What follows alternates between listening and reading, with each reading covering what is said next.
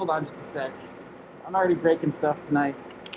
If you can't tell, I'm smiling underneath my mask. I don't know what I'm doing today. So tonight we're going to be talking all about families and working with families and colleagues and that sort of stuff. I want to actually, really quick, as we kind of go through your night, I'm going to just be testing out some stuff to make sure it works.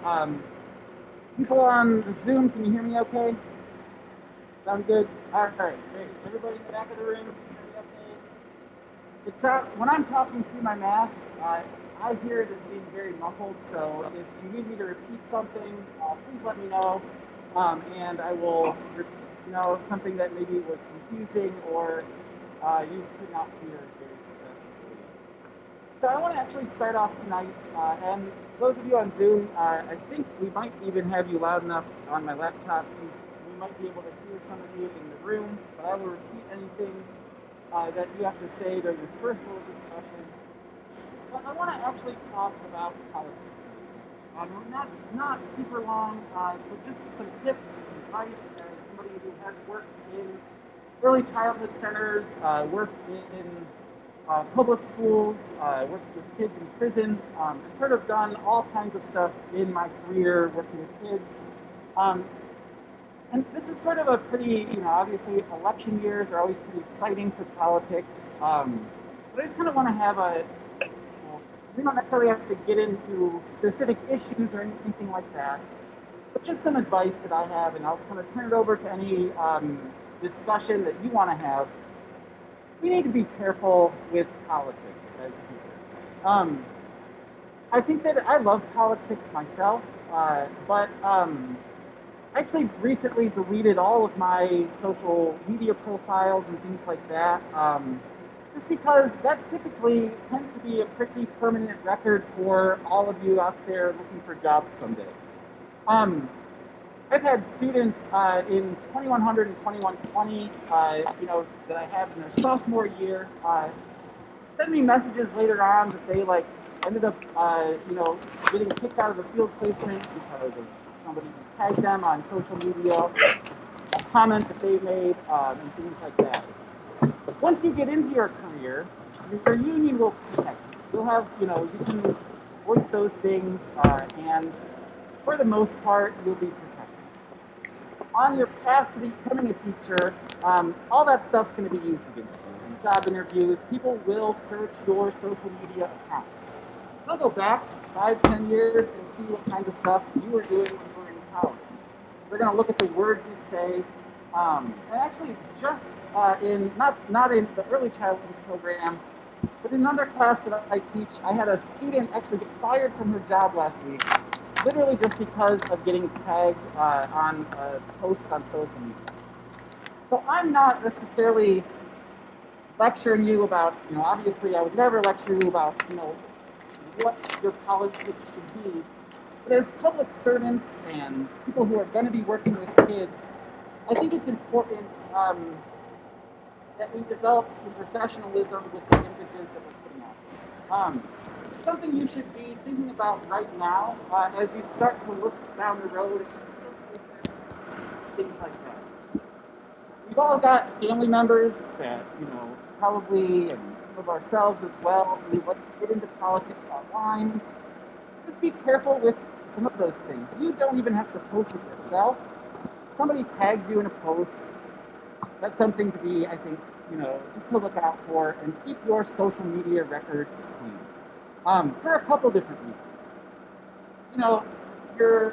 I'm mainly concerned about your future jobs and careers and actually getting into a job that you want. It might not be something you actually put on your resume, go read my Facebook page, but they probably will. Or, Twitter or whatever you're using. So just keep that, I guess, keep that safe. I don't look at it. I don't really care what people do on social media. I honestly don't. I don't look at what you're doing or anything like that. But future job hunters or go for interviews and things like that, people will kind of take that stuff kind of seriously. And I'm sure we've all heard news stories and things like that. general comments, maybe any personal stories related to this. Like I said, I don't want to spend a ton of time on it, but I think especially during these years like this, as future teachers, we should all really make sure we're keeping our employability intact down the road. So any comments, discussion that you want to have on this topic? Oh yeah, and that literally just happened on campus. And I was even thinking about that example. Yeah, there was somebody who I'm not sure what the outcome of that thing was then, but we see this as an issue, and it just happened at our own university here, where I believe a maintenance person, a groundskeeper, posted something on Facebook or Twitter that was highly offensive. So, questions that you might have related to this, comments, stories. Those of you at home, can you hear me okay? All right. Anybody, and if you're on Zoom, you can feel free to chime in if you have any comments or anything related to this particular topic. As teachers, I'm not asking anybody to give up your politics. We all have our own politics, and that's an important part of our identities. Just be careful with how you use those and how public you let those become. I think as teachers, it's important that we change our frame of mind about politics a little bit. It's not about changing other people's minds or anything like that. You have to get good at listening to people and, just understanding where they're coming from. It doesn't have to change, people's opinions don't have to change ours. Our opinions don't have to change anybody else's opinions. But as teachers, we need to get good at being able to listen and understand and make these connections without evaluating other people and judging other people. You are going to have all kinds of crazy encounters in the field once you kind of get into student teaching, once you get into methods, and then once you get into your career. So I think you'll kind of see that if you keep yourself safe, especially in your first few years, in your entry-level kind of positions that you're heading towards, you'll find that I think the world works out better for all of you. Any questions about that? Not really the theme of tonight, but I just wanted to toss it out there. We might revisit politics a little bit. This is these last, I don't know, decade or so have been pretty intense politics for everybody. We haven't talked about it in a lot of my classes. We'll probably get into it a little bit in here, but mainly from a source of respect and understanding. It's okay to have different viewpoints on things. It's not okay to go into discussions with people, at least in this class, trying to change people's minds. That's not why we listen, and that's not why we get to know other people. It's good to sort of have diverse thoughts about things. Your families are going to be very diverse politically. And as a teacher, it's good to be able to position yourself in a way that you're not putting other people off and things like that. When you first start teaching, this goes back to Facebook and Twitter and social media. When you first start teaching, you're going to have your first year, you'll have 25, 30 parents double that. You'll have 25 kids in your classroom, 50 parents total, and they're all going to be looking at your social media profiles to see who you are, because it's the best way to get to know you. So I'm going to drill that into you throughout the semester. Keep them safe. Only post stuff that you really want your future parents and students to look at. It's I don't want to tell you to just delete it, because obviously we use that to stay in touch with people, and this is a year that we definitely need to stay in touch with people in all different kinds of ways. So I guess that's it. Any questions related to this before we kind of get started on the PowerPoint and some of the stuff we're talking about tonight? All right. Just a little quick parent style lecture for the future. And you have plenty of time. If you posted something dumb, you have plenty of time to go back and delete those things. I know I see some faces, don't be too panicked yet. You got time, and everything's going to work out okay. So just kind of keep some of those things in mind. So I'm going to start off tonight with a short video And this video is, I'm going to talk a little bit about the organization that created the video and why I'm showing you this. I'm going to try to show this simultaneously on both settings and have it work out okay. And I think I have a good plan for that. So bear with me as I kind of get this all ready to go. So one thing we're going to talk about tonight is the how our definition of family has changed over the years, what that means to us as teachers, and how we can better work with families and some specific strategies to help you work with parents and colleagues. So I'm actually going to try to share just my computer sound. So if you're on Zoom, you won't be able to hear me. You'll only be able to hear the video, supposedly. So we're going to try this out.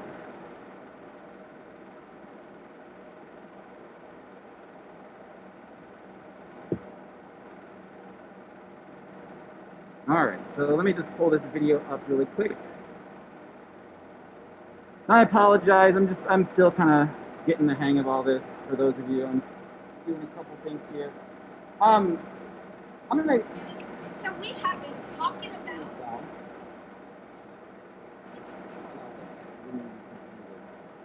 I'm gonna try to sync things up. Yeah, I think that sounds good. So this video, there's a couple things I wasn't thinking about, so I apologize. I need to talk to the people on Zoom really quick.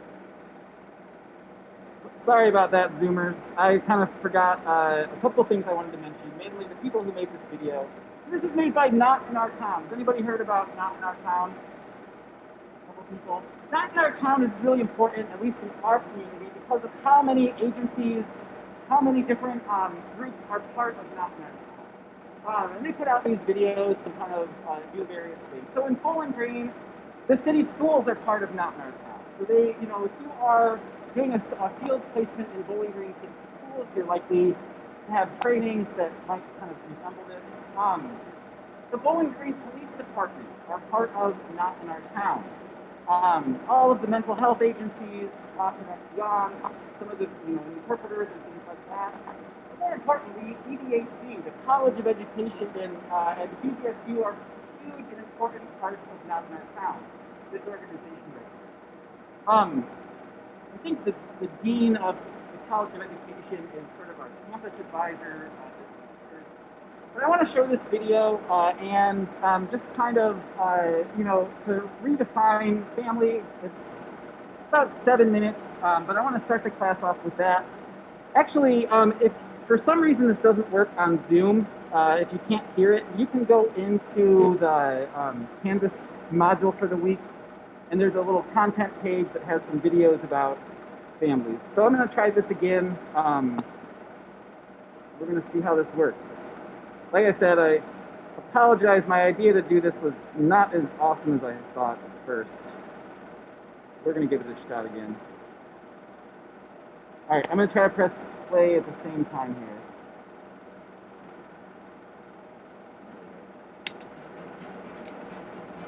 So we have been talking about family.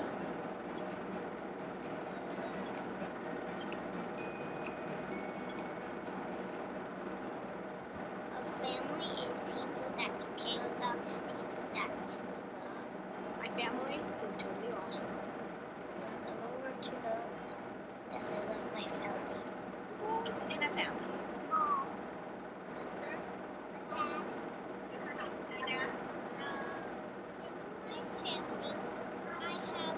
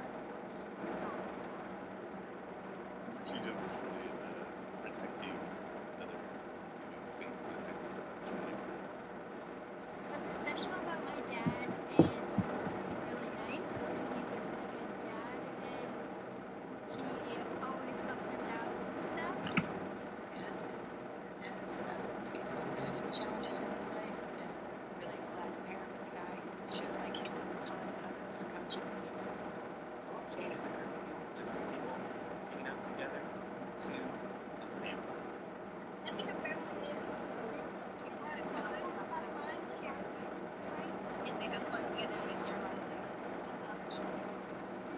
Like your children said, we have a daddy and a papa, and they have lots of fun with their family, lots of interesting things. I want the brothers to say that their family loves them and that they're proud of them.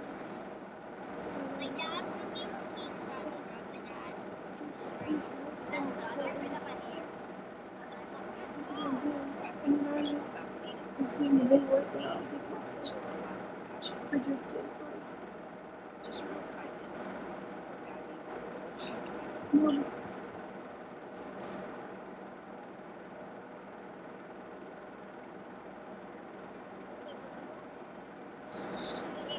Really likes to do art, and I really like to do art. Gigi is very creative. Very sensitive. She wrote this book and it says, I'm a girl, I'm a girl, I'm a girl. It's the main character speaking. Flip side it says, sometimes Little such thing as broken. Like, Gigi is her own person. She doesn't let anyone label her. my pronouns mine. So I'm a girl and she. And mine helped me supposed to be a makeup thing.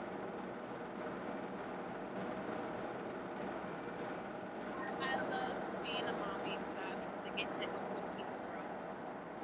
I don't know what they'll contribute to society, but I know they'll contribute to something, something great. I like being daddy, honestly, because it gives me meaning and purpose in life. I think life is seeing growth within yourself, developing yourself and your family. Do all families look the same? Think about it. Think about it. Sometimes people grow in a way and I was in the next so like just my mom's a different color than me and my dad. And I into this family, which I think is cool.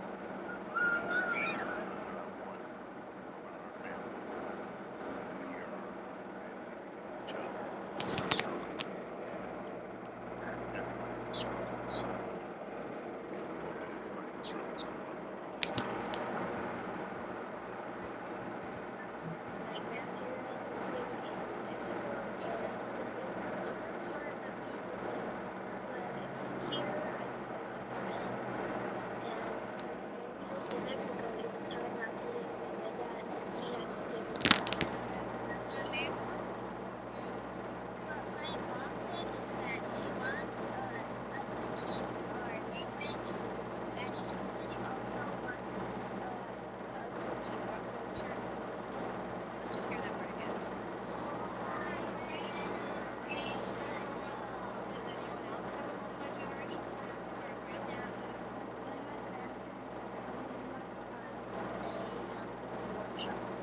I did math center, public education center. Did a lot of fun. So, it's classroom, there's much more. So, we all basically put together to make each other happy. Through everything that we've all been through, it comes down to we all just love to put smiles on each other's faces. The most amazing thing about our family is that part of it is love, generosity, teamwork.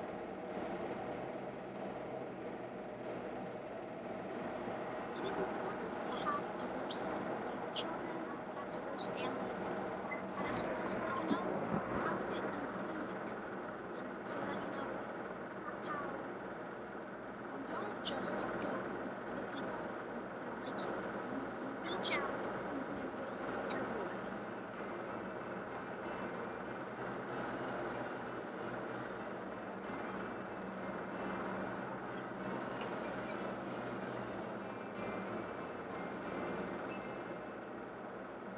So throughout your time here, I'll let me get back to my main screen over here.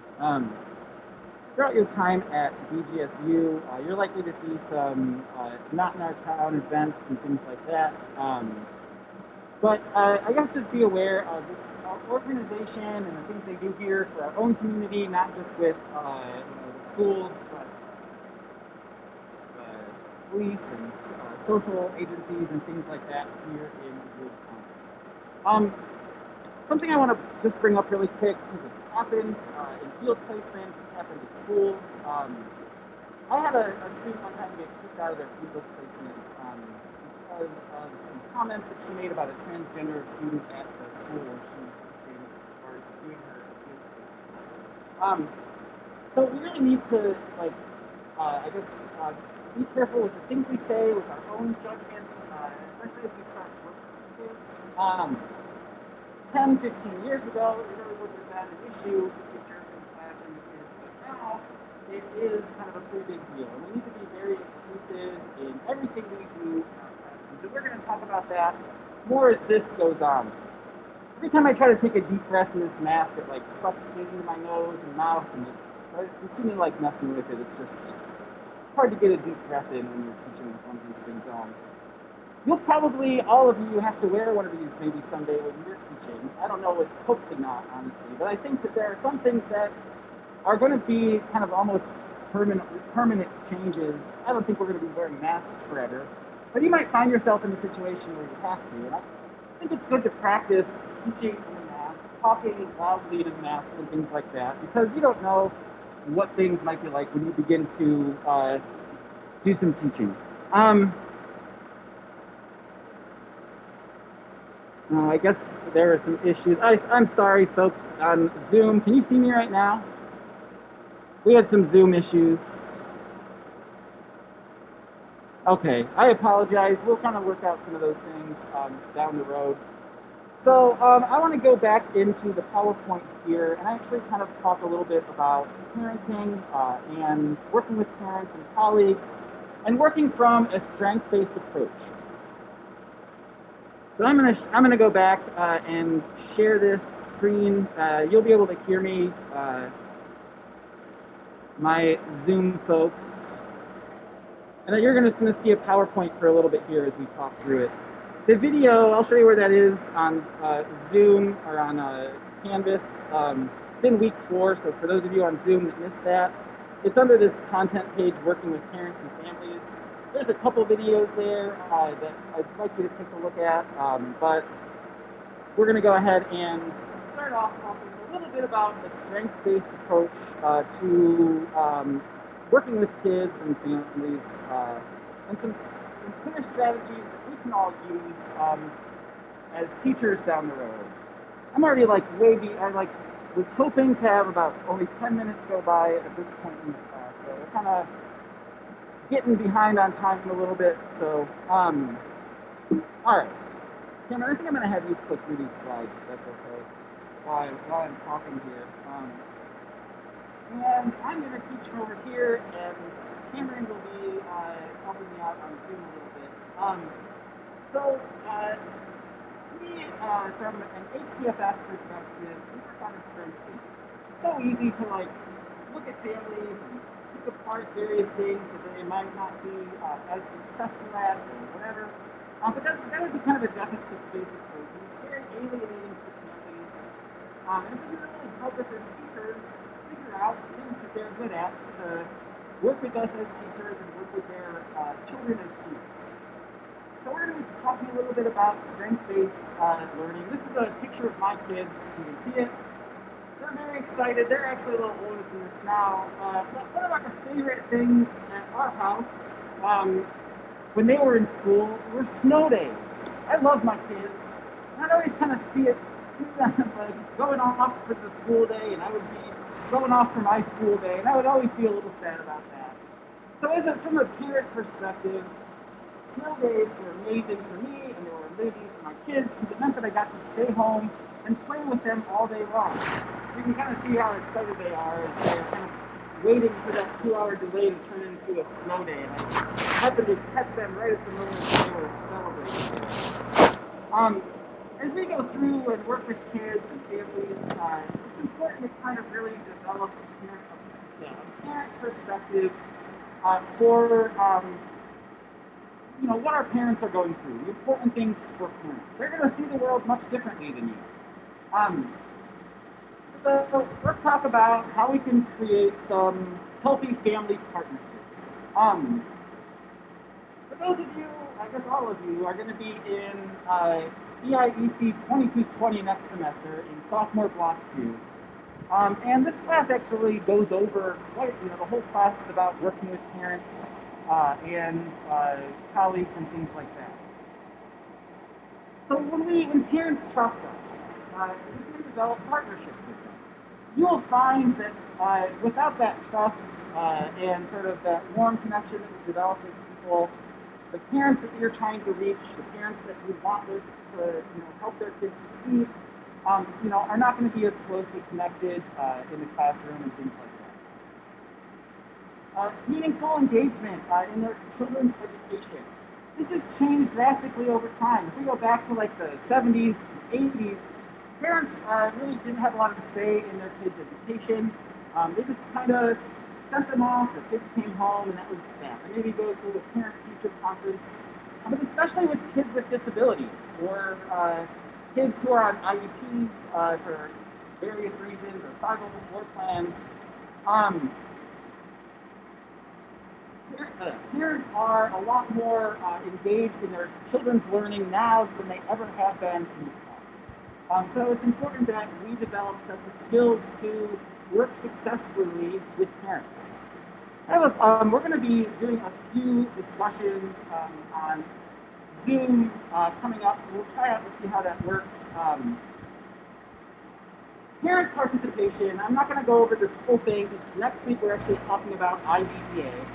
But parent participation was kind of this new part of a set of laws that came out in the 90s that radically changed the way we view education and specifically inclusive education. This program didn't exist 20 years ago because we're still kind of dealing with IDEA and how we can, actually educate every single child in our classroom.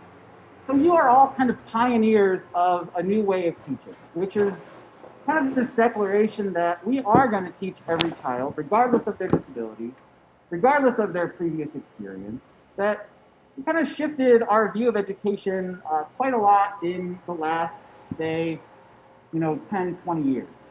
And we'll talk about that a lot next week. Parent participation was a big part of this. If you work with, say, a big part, as I worked in kindergarten and with in various other settings, one of the biggest challenges as a teacher that I ever encountered was working with parents who went through like the special education system in the 70s and 80s. It was pretty brutal. And it's kind of severed their future relationships and trust of schools. So depending on how parents may have been treated in schools, you may encounter parents that you're kind of the enemy to them. And you need to kind of establish a relationship and a sense of trust with parents to make sure that, especially parents who had a hard time in school and maybe didn't, have as much respect from the school or teachers and things like that. We need to repair trust, which might not have been what you signed up for as a teacher, but it's still something you're going to have to do to actually teach these children. So, keep that in mind. Some of the parents you're working with hate school and hated school because of the experiences they had in school. Some of us in this classroom might hate school because of the experiences that we had in school. And then I'm just kind of curious, if you don't want to have this discussion right now, you don't have to. But did anybody have a really negative experience in school, and that's sort of why you decided to become a teacher? Just kind of, anybody want to share something? You can just raise a hand. If you want to share, you can keep your hand up. A couple hands around. Did anybody want to share something down here?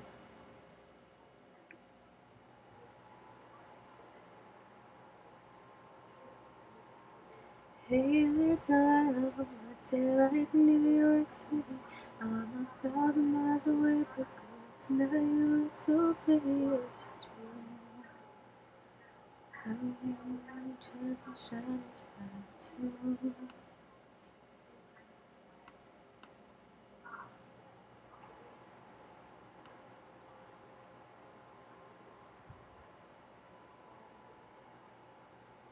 Okay. Yeah. So, we can tell when teachers don't care or when they don't like their job. And that really impacts us as students. We can tell in the excitement of their teaching and just the way they interact or talk to us. I'm sure, hopefully, well, maybe not everybody, but I'm sure that maybe you can all think of a teacher who is more dismissive, who, didn't get to know you, the things that you were interested in, and the things that you really needed to succeed in their classes.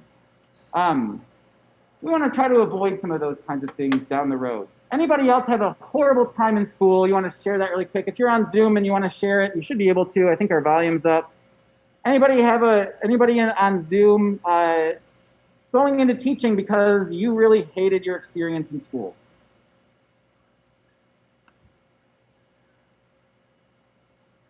And I'm not sure. Can you hear me on Zoom? Maybe a thumbs up on some of your pictures there. Can everybody hear me all right? All right, good. All right, cool. So, back here.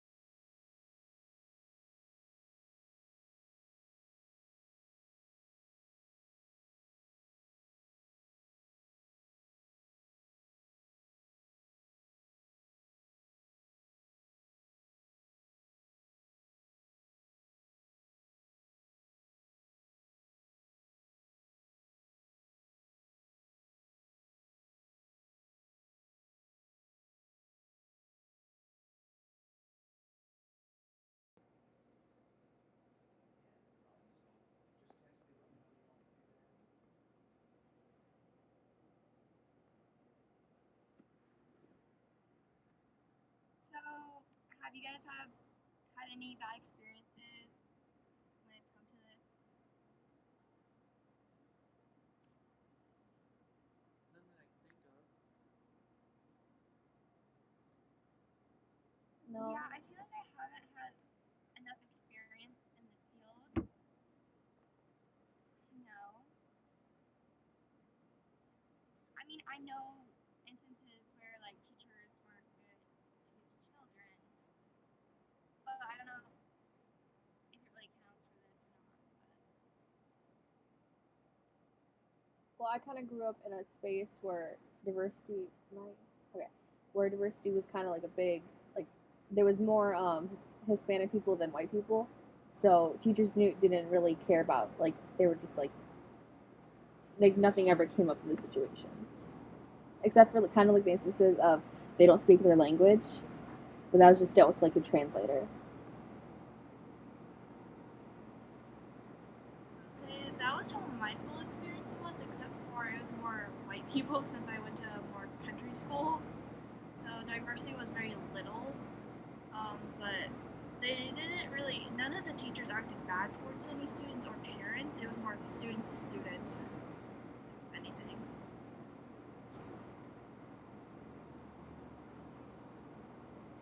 I guess I had incidents. Well, my freshman year, the senior would always, I mean, it's not really part of school, but he was always one that got drug tested every week.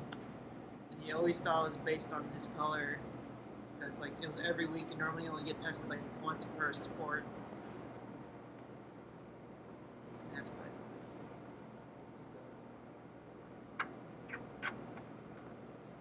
I feel like my school was like it was weird because like we live in the country, but we also kind of I feel like had more diversity than like other country schools.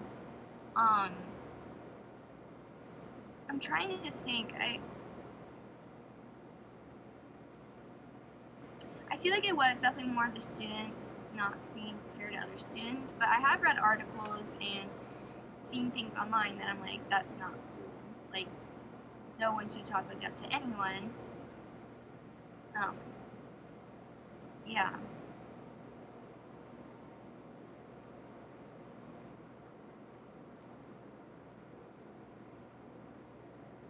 But I guess it's kind of like a good thing that none of us have really had a bad experience or like seen a bad experience with like a teacher who was kind of that way or something. Yeah, I agree. Yeah, the only one I could think of was that what involved like an adult was like a lunch lady, and that was to my brother. And she was, because we're, me and my brother are adopted, and we're both Chinese.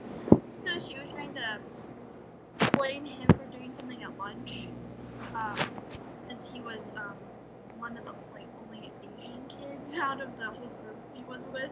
And it was like kind of unfair, so. I'm sorry. That's okay. Once again, like, my graduating class was only like 170 kids, and we only had like 3 to 4 Asian kids graduating, and I was like one of them, so it's a really small diversity in our, in the school we went to. Yeah, I was lucky. I went to a school where there was everybody. Like, I went to an urban school, so like, but there was every type of person there. So I guess I think I was lucky to have that diversity instead of just being like a small circle of a select few. You know what I mean? You know, my school is literally right next to a cornfield. Same.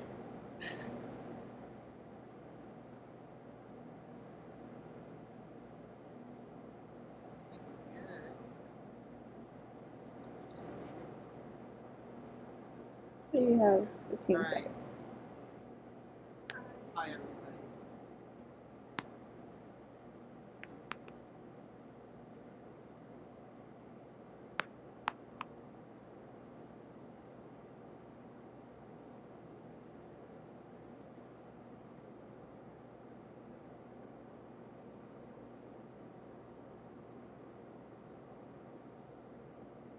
All right, so we're gonna come back together and share out some of these thoughts.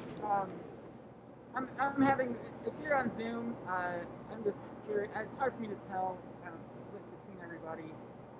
But if you could just give me a quick rating, 1 to 10, 1 being like this sucks, nice John, and 10 being like, yeah, this is pretty good. I can deal with this. I really want to make sure this experience is good for everybody, and it's hard.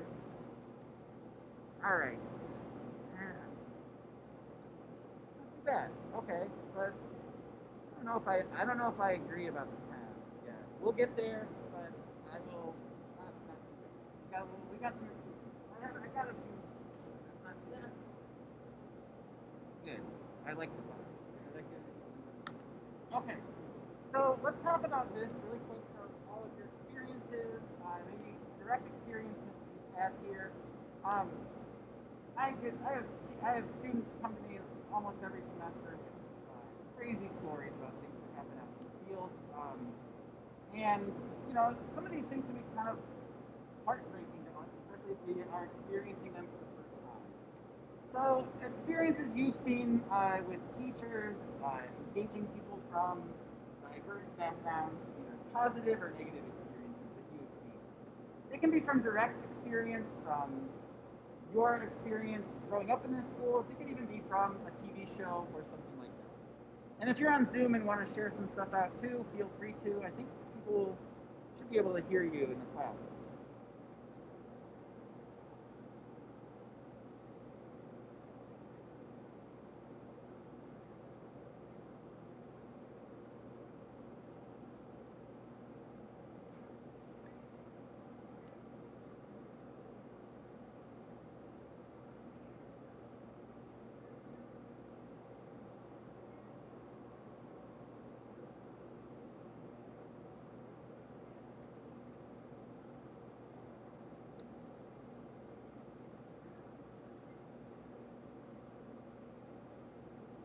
Okay, cool. Thank you very much. Other things that come to your mind.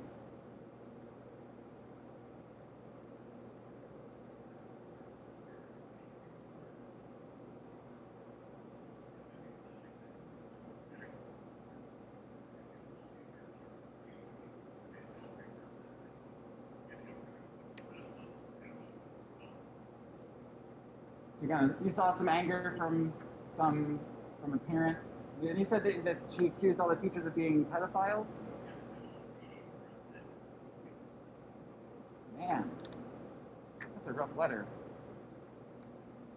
Other thoughts on this particular topic here? Things you've seen, maybe positive experiences or negative experiences that you've seen or have experienced. I know that we're not out in the field sites this semester.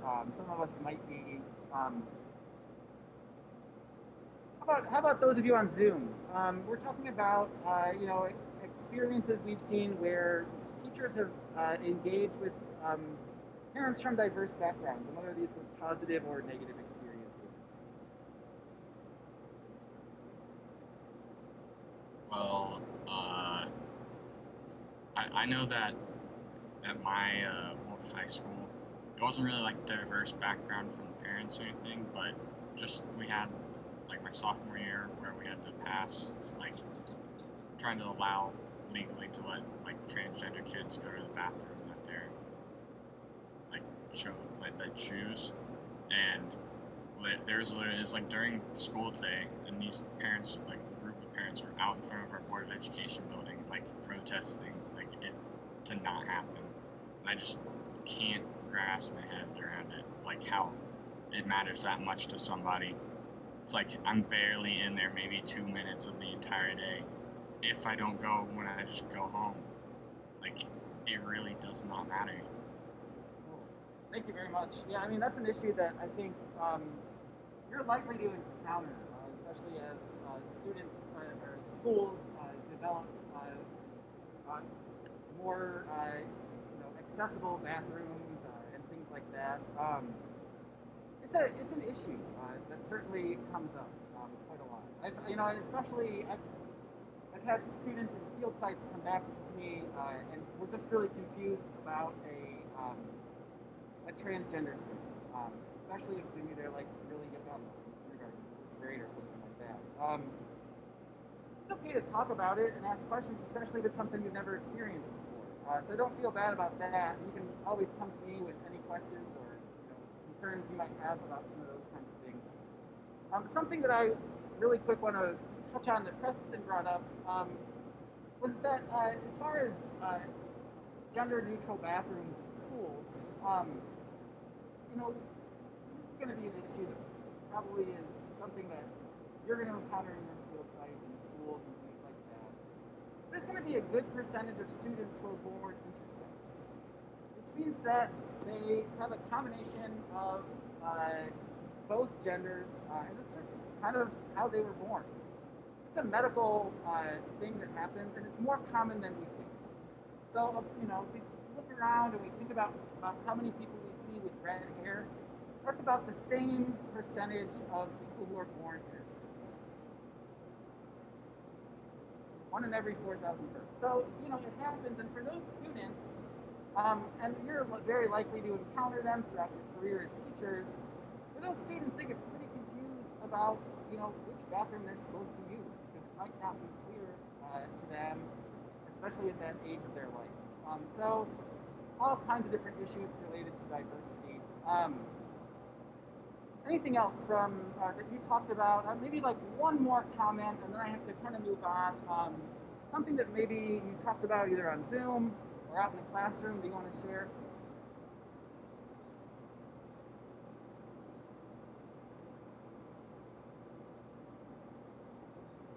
Be prepared for it. You're going to encounter some weird stuff from teachers especially teachers who have been teaching for a while.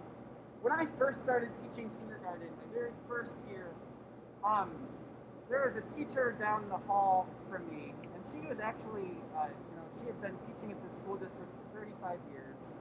She was very respected, but she was making her African American student get out of the trash can. And so I actually put myself in that situation, and honestly, I think when you do that as a new teacher, you can sort of put some of your own credibility on the line. But the thing got crazy, right? And NAACP got involved in this case. The student was transferred into my classroom, and got to actually know the parents pretty well as a result of kind of stepping in and saying, hey, you cannot have students eat out of the trash can, like especially your only African American student that you have in your class who is a great student. You will encounter some of that kind of stuff, and it makes us feel uncomfortable. And sometimes it's easy to take a step back and say, I'm not going to deal with this because I'm a new teacher. But please do. You got something? No. In fact, the teacher did not get fired. The teachers union, right? And keep this in mind. Your teachers union that you all will be part of is the most powerful union pretty much in the state of Ohio. And the public service unions are great. We obviously have some issues that we need to look out. But the police, firefighter, and teacher unions are there to kind of help get the protection that all of those different jobs need. Just a quick show of hands, and you can put your hands up here on Zoom if you'd like to as well. How many people have parents who are police officers, firefighters, or teachers? Probably a lot of us, right? I see a lot of hands coming up on Zoom as well. A few years ago, you might even remember your parents talking about Senate Bill 5, where they were trying to sort of remove some of the union rights that people have, the public service unions in Ohio. And there was huge protests, right? The police, the firefighters, the teachers, they all stormed the state house in Columbus and sort of eventually were able to kind of turn that over to a vote and overturn some of that legislation. This kind of goes back to what we were talking about with politics. Teaching is very important. Sometimes your school district or your union might have you go and do an event like that. I know that protesting has kind of been in the news for Black Lives Matter this year. It's something that everybody does. It's not anything that is foreign to us as humans or as citizens of Ohio. If we just go back 10 years ago, the police were breaking into the state house. They were shoving people up on their shoulders and getting in over the windows, and part of that cynical side of things. Politics is kind of a lot of what we do, and we're going to be thrust into those kinds of situations where things can get complicated. I don't know how we got off on that tangent, but what we did. And really quick though, anything related to that, we're talking about and public safety and how they're connected. So the teacher who didn't get fired for making the African American student drop the trash can, we see a lot of power from those three unions, and there's a lot of good stuff they've done. They've made pay equality for women and men to a lot more people. There's a reason why social workers don't get paid as much as teachers, right? Social workers start at about $25,000, and teachers start way higher, 35 to 40 or even higher. And that's because of that. So there are benefits to it, but there are also some protections to errors in the classroom or blatantly racist punishments that teachers give. So I'm gonna keep going because we only have 40 minutes left, and I want to have a big sort of group activity that we're going to get into. Any really quick though, I think comments about teachers' unions, politics, behaviors of colleagues. You have a lot that you can do for kids. I keep thinking about that student who kind of got out of that classroom and put into my classroom. I think about how much abuse he had to endure in this teacher's classroom and how much more he would have had to had we not kind of gotten involved. All right, back to sharing this PowerPoint here.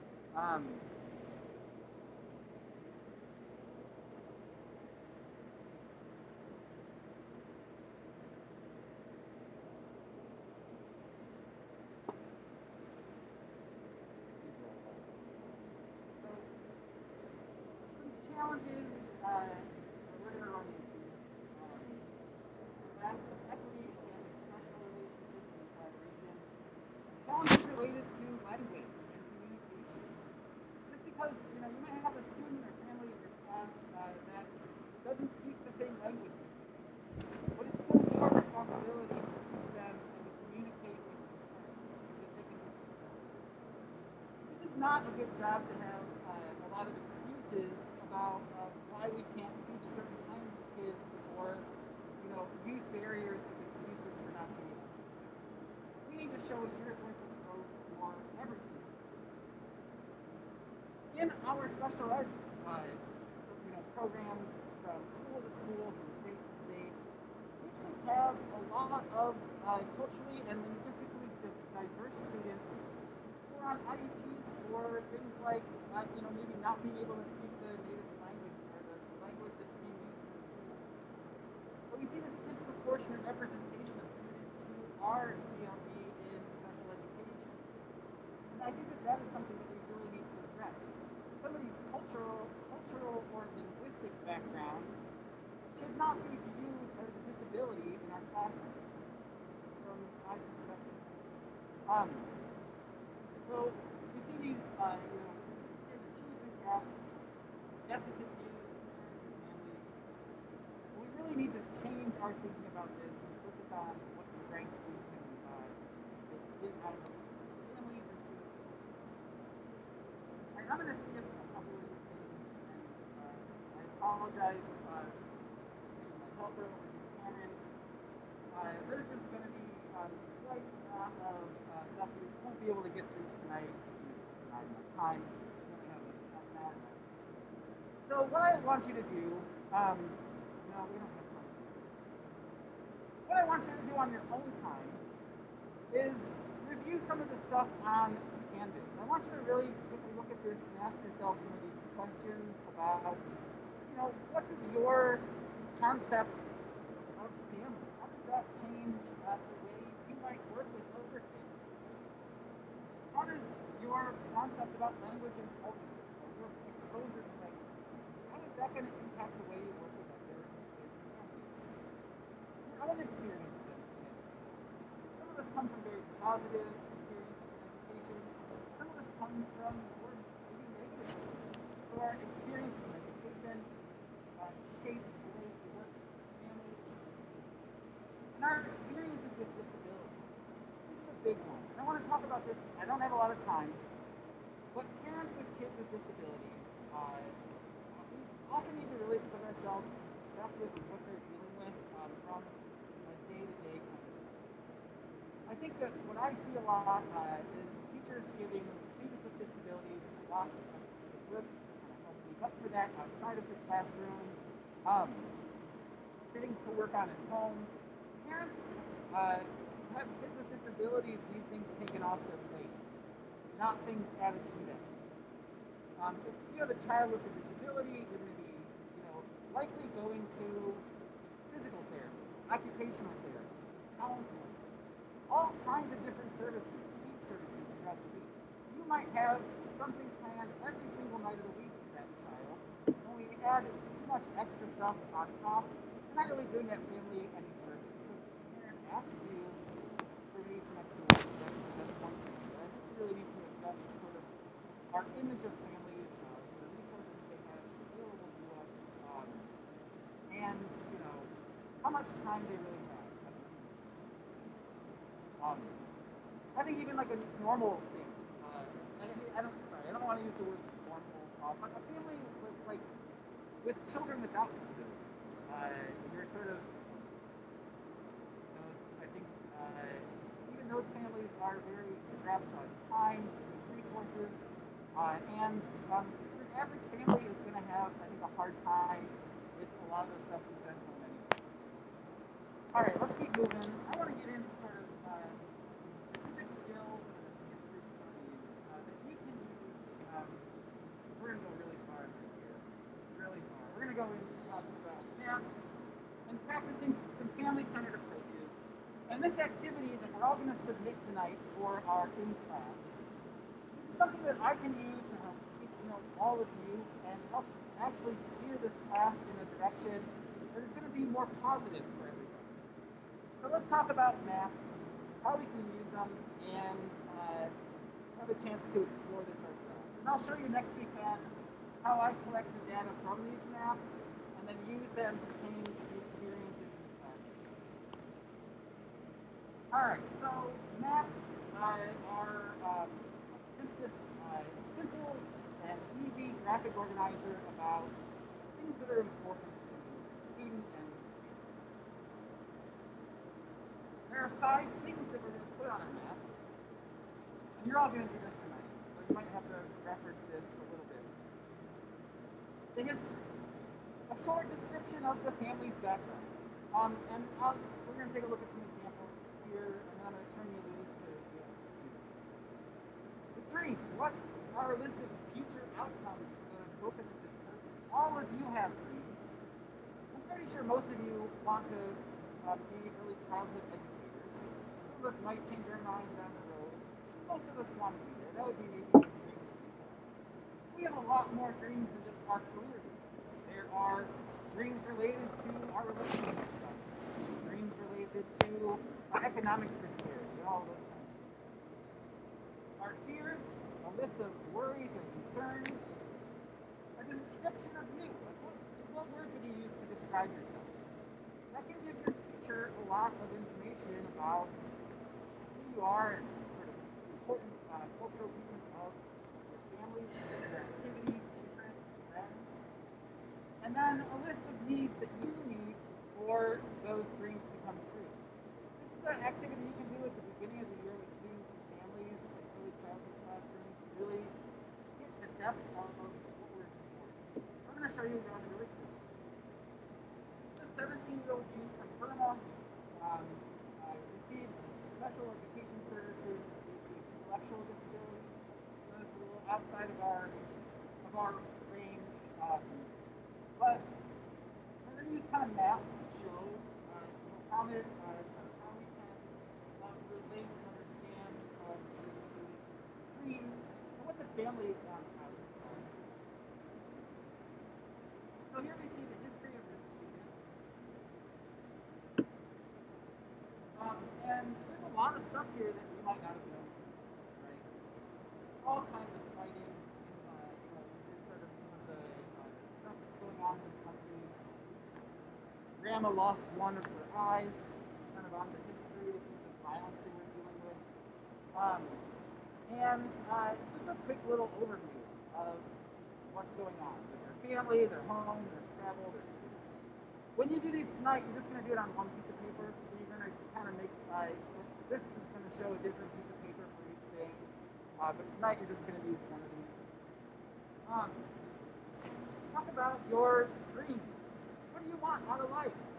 And that goes well beyond just our connection to being teachers and wanting to be teachers now. Really think about what you want out of it. Teaching will be a small part. And it'll be a big part. There'll be a lot of other stuff that you want to do. Your worries and concerns. This is actually very helpful for me this semester, for you to complete these. Your own worries and concerns and fears to getting where you want to be. Who are you? A few words that can actually, summarize who you are, the way you see yourself, and the needs that you have to meet those dreams. What do you need from me to actually meet those dreams? You're making this for me, but this is a great activity that we can use to work with families and get some, I think, a clear and concise amount of information and give them a little bit to say in the planning process for what we do. So, any questions about what I'm going to have you do with this, with these notes? And if you need paper, I've got some amazing yellow paper at home. You don't get yellow paper, but you probably have paper at home. So you're going to make a map with those 5 different elements. You can kind of bunch those around. It doesn't have to be perfect. Tell me some stuff about you. Take a picture of it and upload this to Canvas or to While you're doing that, really quick, I want to just finish a couple other things on this. There's like 2 more slides I wanted to go over. And then I'm going to give you the rest of the class period to work on that. We have about 25 minutes for you to do that. And I can never mind, we're not going to do any more. So you're going to make this map. I'll put this up here really quick, the 5 steps. Create that. If you need paper, I've got some down here. And then when we're done with this, submit it for your exam. Next week, I'll show you how we really use these to change our teaching, get to know our students better.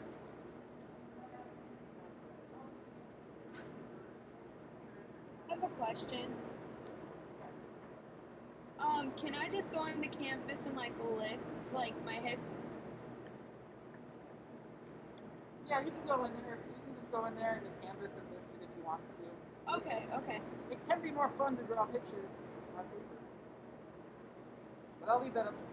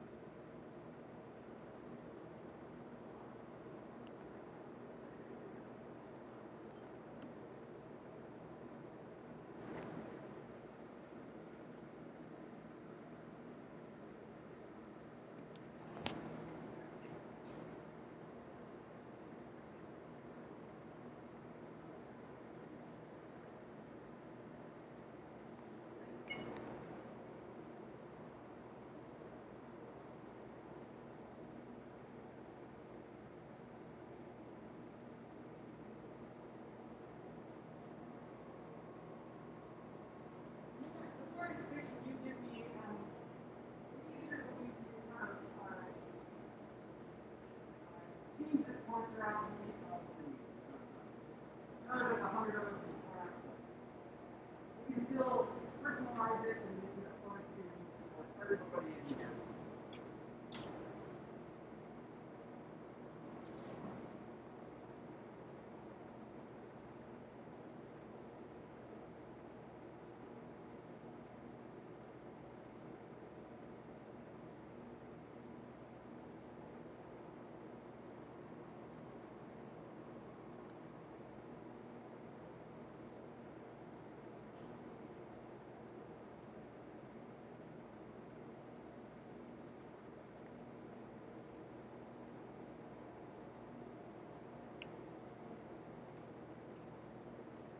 So if you're at home on Zoom, I see some of these questions coming up. The PowerPoint is right on Canvas in week 4. I can scroll down and show you a couple examples of these. So sorry if you were looking at those 5 things. I'll come back up. You're going to do one of these for your history, one of these for your dreams. You can put all this up on the same piece of paper, or you can, like it was asked before, you can also just list these. One about your worries and concerns, words that describe who you are, and needs that you have to be successful with this semester.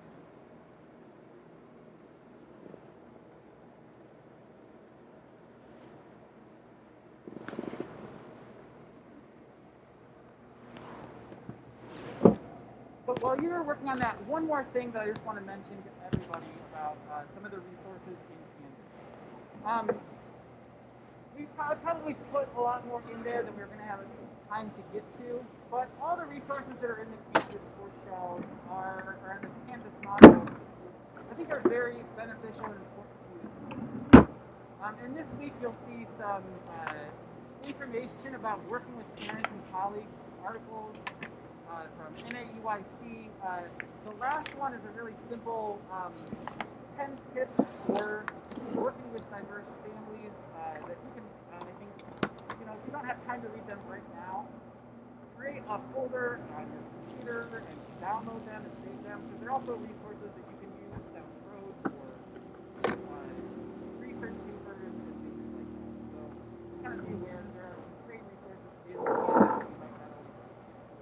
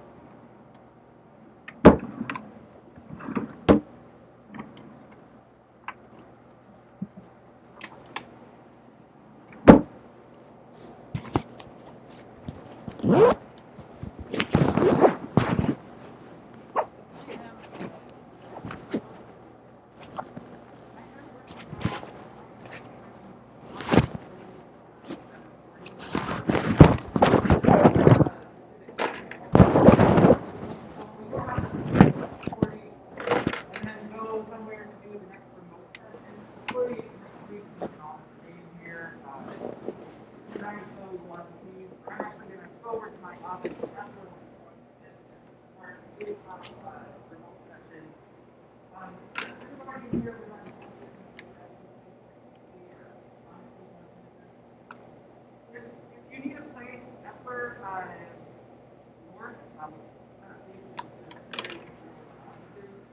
when I leave and head over there, there's a hallway and all All the time, leaving this way.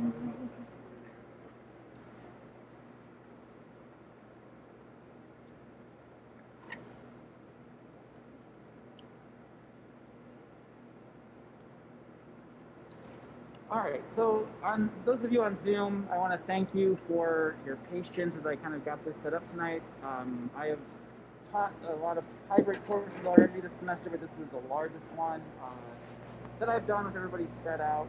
So hopefully things will improve. I've been looking at your comments and definitely going to take note of your responses about how you think tonight went and make some changes for next week. But the math